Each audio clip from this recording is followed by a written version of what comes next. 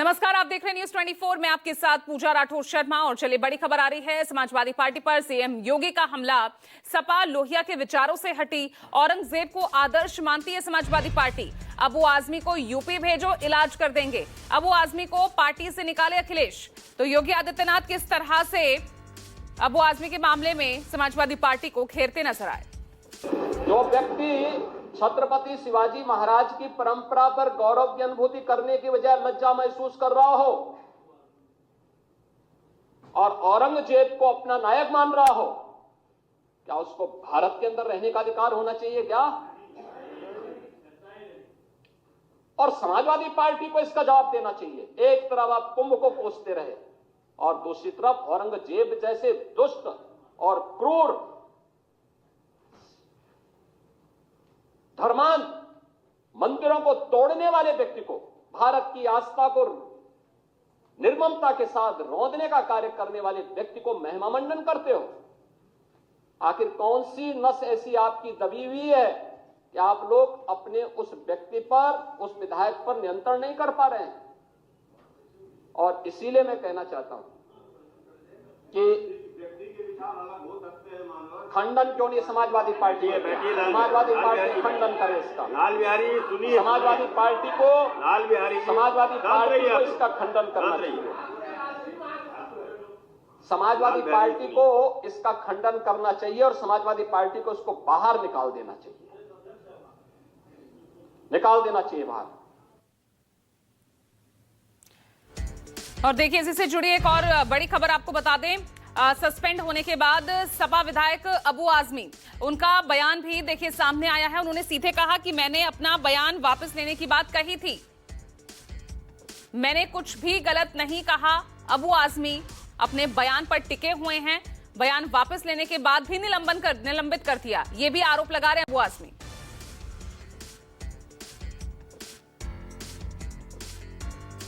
Assembly चले इसलिए मैंने अपनी कही हुई बातों को वापस लेने की बात कर दिया। मैंने कोई गलत बात तो किया नहीं था, लेकिन उसके बाद भी कि ये सब जो बवंडर चल रहा है, जो असेंबली रोकी जा रही है, असेंबली चले और बजट सेशन में कम से कम कुछ काम हो। कारपोरेशन इलेक्शन पिछले 3 साल से हुआ नहीं है, गलियां खराब पड़ी हैं, बहुत सारे काम रुके हुए हैं। इसलिए मैंने अपनी उन बातों को जो मैंने असेंबली में बाहर कहा था उसको मैंने वापस भी लिया है, लेकिन उसके बाद भी सस्पेंड किया गया। और देखिए, अबू आजमी के निलंबन पर अखिलेश का भी बयान सामने आ गया है। अखिलेश यादव कह रहे हैं निलंबन का आधार विचारधारा से प्रभावित है। निलंबन से सच की जुबान पर ताला नहीं लग सकता। ऐसा करना उनकी नकारात्मक सोच का बचपना है। तो देखिए, बाकायदा अबू आजमी के निलंबन पर अखिलेश यादव ने एक्सपोज किया।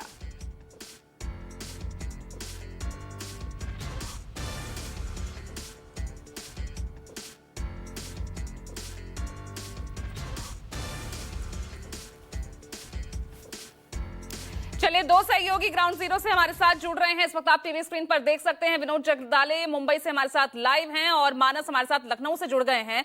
यहां पर हम विनोद देख रहे हैं कि अब अबू आजमी आरोप लगा रहे हैं कि निलंबन से पहले ही उन्होंने अपनी बात वापस लेने के लिए भी जो है अपनी बात रख दी थी, बावजूद उसके उन्हें निलंबित किया गया। हालांकि वो ये भी कह रहे हैं कि मैंने कुछ गलत नहीं कहा।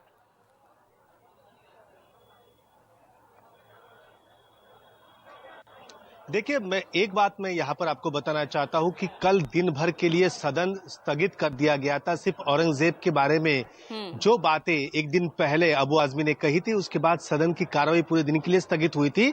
उसके बाद हम अबू आजमी के घर पर गए थे। तब अबू आजमी ने एक बात कही थी कि मैं अपने बयान से पीछे हट जाता हूं, मैं अपना बयान पीछे ले लेता हूं, अगर इससे किसी की भावनाओं को ठेस पहुंची है तो ये विषय यही खत्म कर दिया जाए। लेकिन बाद में फिर से आज सदन में इस मुद्दे को उठाया गया था और उसके बाद अबू आजमी का यहाँ पर बजट सत्र के लिए निलंबन किया गया। देखिए, हमेशा निलंबन कब होता है? मैं इस जो इमारत में खड़ा हूँ, ये विधानसभा है।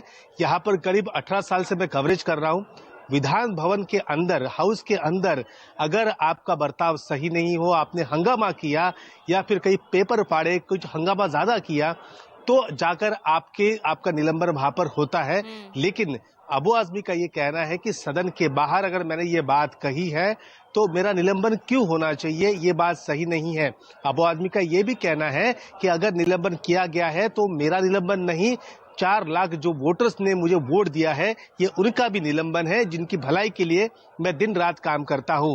अबू आजमी ने दूसरा सवाल ये भी यहां पर उठाया है कि अगर मुझ पर कार्रवाई आपने कर दी तो वो प्रशांत कोरटकर और राहुल सोलापुरकर, इन 2 व्यक्तियों ने छत्रपति शिवाजी महाराज की बदनामी की थी, उन्हें बुरा भला भी कहा था व्यक्ति ने, तो उन पर कार्रवाई सरकार क्यों नहीं कर रही है, सरकार दोहरी नीति क्यों अपना रही है, ये सवाल यहाँ पर अबू आजमी ने उठाया है। देखिए अब ये मामला शायद शांत हो जाएगा अबू आजमी के बजट सत्र के निलंबन तक, क्योंकि ये मामला काफी गर्मा गया था, जगह जगह आंदोलन भी चल रहा था। मुंबई की मैं बात करूं, ठाणे की मैं बात करूं, आंदोलन वहां पर हो रहा था और ठाणे में 2 जगह यहाँ पर अबू आजमी के खिलाफ मामला भी दर्ज किया था। देखिए अबू आजमी जिनके साथ चुनाव लड़े, महाविकास आघाड़ी, वो 2 पार्टियां भी अबू आजमी के बारे में कह रही कि उन पर कार्रवाई हुई, वो सही कार्रवाई हुई है। यहाँ तक शिवसेना यूबीटी ये कह रही है कि खुद देवेंद्र फडणवीस ने अबू आजमी को ये बयान देने के लिए कहा होगा, क्योंकि दूसरे अन्य मुद्दे से ध्यान भटकाना जरूरी है, इसलिए यहाँ पर ये बयान दिया गया है। तो जाहिर सी बात है यहाँ पर देखिए अब तो निलंबन हो चुका है, अब लगता है कल से ये मामला यहाँ पर शांत हो जाएगा। लेकिन विपक्ष प्रशांत कोरटकर, जिन्होंने छत्रपति शिवाजी महाराज के बारे में बुरी बात कही थी, उसको लेकर, और दूसरा राहुल सोलापुरकर नाम का एक एक्टर है, उस पर क्या कार्रवाई होगी, इसको लेकर विपक्ष कल भी हंगामे करने के आसार यहाँ पर नजर आ रहे हैं। देखिए राजनीति यहाँ शुरू हुई, इसकी गूंज उत्तर प्रदेश में भी सुनाई दी, खुद उत्तर प्रदेश के मुख्यमंत्री ने इस बारे में वहां पर टिप्पणी की है। तो जाहिर सी बात है मानस हमारे साथ है और मैं ये उनसे सवाल करने वाली थी विनोद कि यहाँ तो मामला ये थमेगा या नहीं थमेगा, लेकिन चिंगारी इस मामले की यूपी जा पहुंची है। विधान परिषद में जिस तरह से मानस आज योगी आदित्यनाथ पूरी समाजवादी पार्टी को घेरते नजर आए, हालांकि अखिलेश ने अच्छा बचाव किया अबू आजमी का।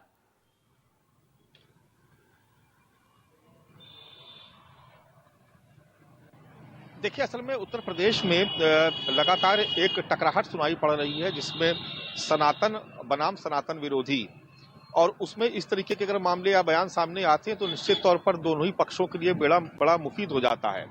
और चूंकि अब उपचुनाव भी खत्म हो चुके हैं, उत्तर प्रदेश एक तरीके से 2027 के विधानसभा चुनाव की तैयारी में लगभग उतरने जा रहा है, तमाम दलों की रणनीति बनना शुरू होगी। ऐसे में आप देखेंगे कि पिछले 2-4 दिन का अगर आप घटनाक्रम पर गौर करेंगे तो आपको लगेगा कि एक तरफ सनातन समर्थक भारतीय जनता पार्टी उसके समर्थक खड़े हुए हैं, दूसरी तरफ दूसरे खेमे में अब झगड़ा इस बात का हो रहा है कि कौन ज्यादा मुसलमानों का हितैषी है। अगर आप देखेंगे कल तो मायावती ने एक्स पे एक पोस्ट किया कि भाजपा जो है वो मुसलमानों की विरोधी है, बिल्कुल ठीक नहीं है, बसपा मुसलमानों की हितैषी है। ये बयान इससे पहले मायावती का नहीं आता था। आप देख रहे हैं कि कांग्रेस पार्टी लगातार अल्पसंख्यकों के सवाल पर काम कर रही है। समाजवादी पार्टी पहले से ही कहती रही है कि अल्पसंख्यकों का भला अगर कोई कर सकता है, मुस्लिमों का कोई भला कर सकता है, तो वो समाजवादी पार्टी। अलग बात है कि वो वैसी बीच बीच में आकर के अखिलेश यादव को डेंट मार देते हैं, लेकिन एक नए तरीके की कवायद शुरू हुई है और इसी की झलक आपने विधान परिषद में देखी। औरंगजेब एक ऐसा मुद्दा है जिस पर समय समय पर वाद विवाद होता रहता है, और जब महाराष्ट्र से ये बयान आया तो एक मौका था उत्तर प्रदेश में ये बताने के लिए कि समाजवादी पार्टी का चरित्र ही ऐसा है, वो क्रूर शासकों को, मुगलों को वो का महिमा मंडन करती है और सनातन का विरोध करती है। तो मुख्यमंत्री के जो भाषण की शुरुआत हुई, संबोधन की शुरुआत थी, तो वो महाकुंभ और सनातन से होते होते फिर औरंगजेब पर आई और कहा कि ये कमबख्त समाजवादी नेता, ये शब्द उन्होंने वहां टर्म इस्तेमाल किया।